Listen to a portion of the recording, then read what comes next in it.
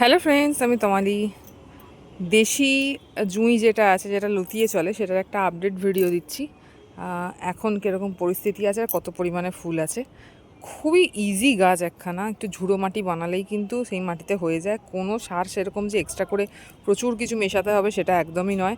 আর অপূর্ব সুন্দর গন্ধ। অ্যাকচুয়ালি যে ফুলের মালা আপনারা দোকানে দেখেন, সবুজ সবুজ দেখেন, কারণ তাদের তুঁতের জলে ভেজানো হয় তাই, কিন্তু অরিজিনাল ফুলটা এইটাই। তো এটা হলো দেশি জুঁই। কত পরিমাণে হয়েছে দেখুন, আমি জাস্ট দেখাচ্ছি।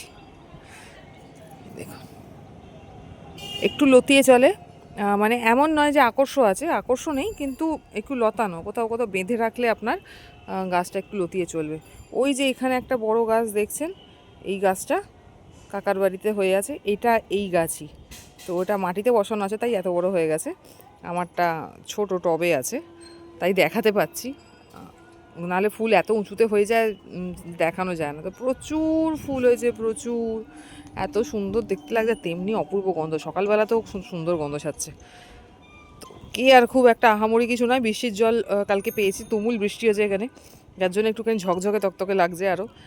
নাহলে দুদিন ধরে যা রোদ্দুর ছিল, আবার তো রোদ্দুর হয়ে গেল এখন, আবার সেই খটখটের মতনই দেখতে লাগবে। পাতাগুলো একটু কীরকম একখানা হয়ে যায় অতিরিক্ত রোদ্দুরে, কিন্তু আদারওয়াইজ ফুল ঠিকঠাকই হয়। প্রচুর ফুল হয়। যারা ভাবেন যে দেশি জমিতে একদমই ফুল হতে চায় না, তারা দেখে নিন। কোনো খুব ইজি গাছ, কম দামি গাছ, 40-50 টাকায় বাজারে পেয়ে যাবেন। তার ভেতরেই 20-30 টাকাতেও পেতে পারেন, চারার সাইজ অনুযায়ী দাম হয়। তো ইজি গাছ করতে পারেন। যারা ভাবছেন লতিয়ে কোনো গাছ করবেন, চিরসবুজ গাছ, মানে ফুল হোক চাই না হোক, ও পাতা সবসময় সবুজই থাকবে, তো দেখতে খারাপ লাগবে না।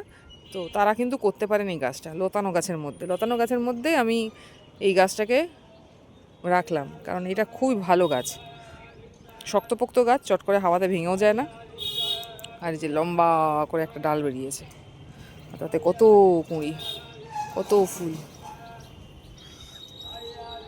আজকে এইটুকুই, দেখে বলবেন কীরকম লাগলো। এটা আপডেট ভিডিও দিলাম, কেয়ারের ভিডিও অলরেডি দেওয়া আছে। আগামীকাল আবার দেখাবো অন্য কোনো গাছের ভিডিও নিয়ে।